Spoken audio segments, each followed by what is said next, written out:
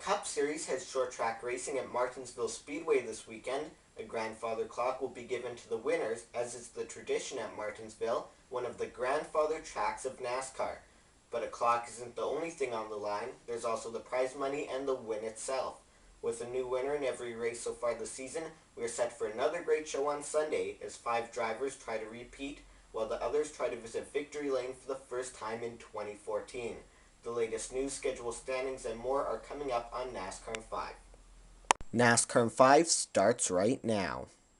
Hello everyone, welcome to NASCAR in 5. I'm Bryce Turner. Here's a look back at last weekend when NASCAR visited Fontana.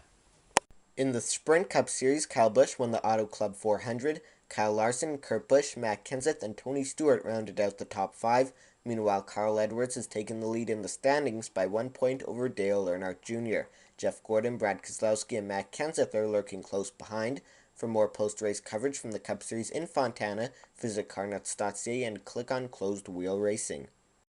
In the Nationwide Series TreatMyCloth.com 300, Kyle Larson was the winner over Kevin Harvick and Kyle Busch. The trio made up the top 3 the week before that, but in a different order, and Regan Smith and Trevor Bayne are tied for the lead in the standings by 6 points over Ty Dillon. And it's time now for a news update. A piece of metal may be the reason behind vision troubles for Denny Hamlin, which sidelined him last weekend. Sam Hornish Jr. was the last-minute replacement for Hamlin on Sunday, when Denny was not clear to race due to vision troubles. The troubles were thought to be the result of a sinus infection, but in a local hospital in Fontana, a small piece of metal was found in Hamlin's eye. Once doctors removed the metal, Hamlin's condition improved. Denny will be back behind the wheel of the number 11 JGR Toyota, looking to make up ground this weekend at Martinsville. Some sad news now. 2 of NASCAR's popular racing families experienced losses this week. Robert Lynn Bobby Waltrip, the middle brother of Darrell and Michael Waltrip, passed away on Sunday. Although he didn't follow his brothers into NASCAR, Bobby still experienced success in go-kart racing in the World and American Karting Associations. According to NBC Sports, Bobby was believed to be in his early 60s at the time of his death.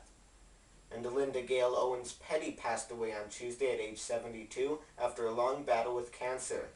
Linda is known for helping start the Racing Wives Auxiliary. She is survived by her husband Richard Petty, as well as her children, grandchildren, and great-grandchildren.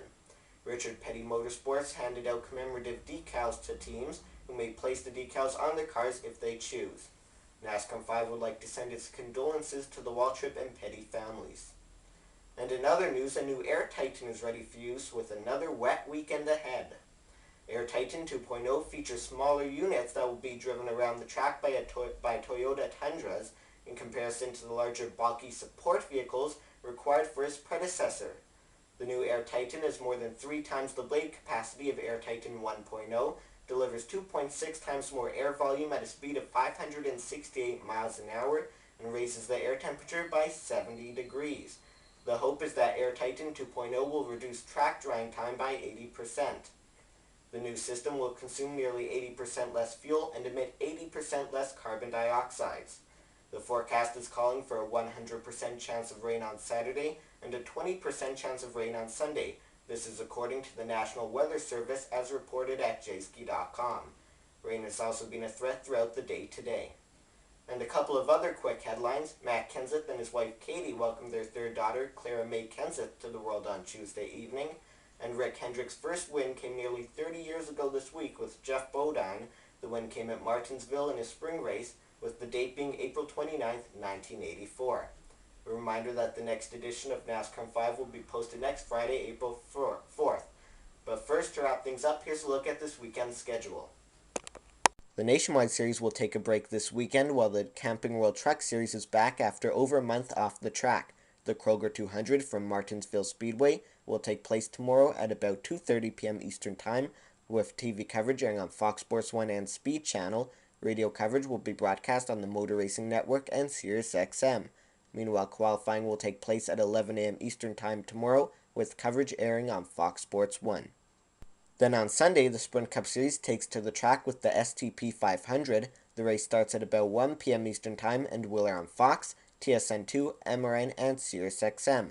Qualifying was in progress while we were taping and editing this show.